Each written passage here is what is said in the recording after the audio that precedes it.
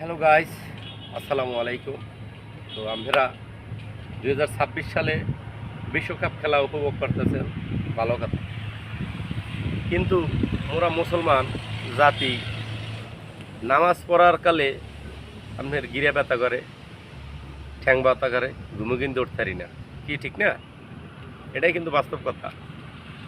তো অথচ যেদিনকা যার যেই দলের সাপোর্টার খেলা পড়ে, সেদিনকার রাজ্যে কি আপনারা খেলা দেন? আপনি কেমন মুসলমান?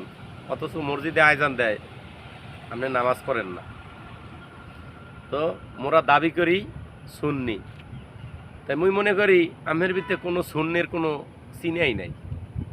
যদি আমের ভিতরে সুন্নির কোনো সাপোর্ট কিংবা চিহ্ন থাকতে, তো মসজিদে যে সময় মসজিদ সব আয়জান দিয়েছে, আল্লাহ আকবার যে সময় কইছে, আপনি ওই সময় খেলা দেখতে পারতেন না।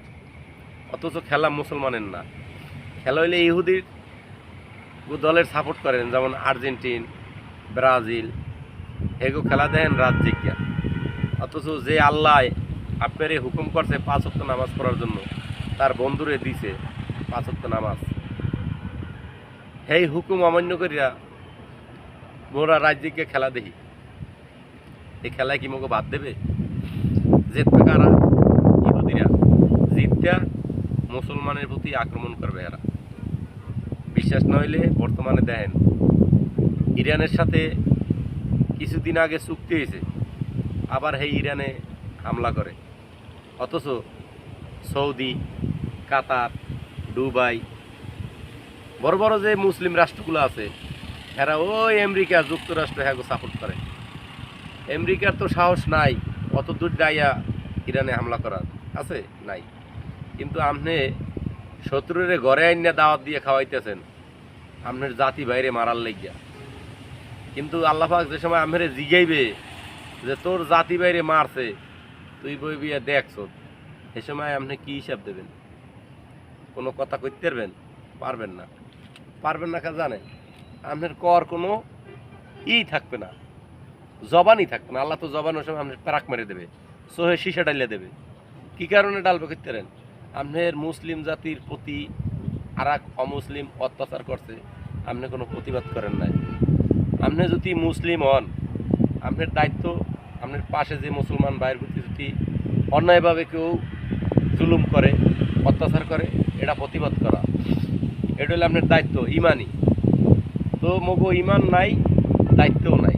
কিন্তু আমরা মুসলমান, হিন্দু, খ্রিস্টান এগুলা কিছু বুঝি না। অথচ যারা ইসলামরে ধ্বংস করার জন্য এত কিছু করতে আছে, সেগুলোকেই মোরা বন্ধুত্ব করি। আজকে দেখেন, এই যে খামিনির পরিবার সহ কতজন মানুষ নিহত হয়েছে। নিহত হওয়ার সাথে সাথে দেখেন খামিনির একজন নাতি, অল্প বয়স, ছোট্ট এক শিশু, হয়তো 2-3 বছর বয়স হইবে, সবার কফিনের উপরে তার কফিনটা আসলে। এই যে নিরহ মানুষ এরা যে মারছে, এতে কোনো দোষ নাই। অথচ ইহুদিরা এগোরে কয় সন্ত্রাস। তাই মুসলিম জাতি গোষ্ঠী যদি সন্ত্রাস হয়, এই যে এরা শিশু হত্যা করছে, এরা কোন দলের জাত? আমি মনে করি এরা সন্ত্রাসের বাপ এবং গডফাদার। সারা বিশ্বের ভিতরে যদি খারাপ থাইকে থাকে, একমাত্র যুক্তরাষ্ট্র এবং ইসরায়েল খারাপ আছে। পুরা বিশ্বরে এই 2টা রাষ্ট্র লড়াইতে আছে। বিশ্বের শান্তি ভাবমূর্তি একমাত্র এরাই নষ্ট করতে।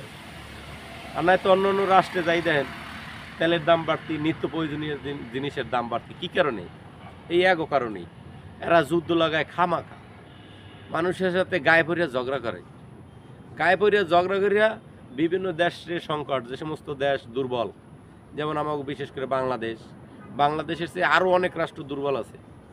এরা তেলও কিনতে পারে না, এক দেশের মিল, ফ্যাক্টরি, যানবাহন, নিত্য প্রয়োজনীয় জিনিস উৎপাদন করতে পারে না।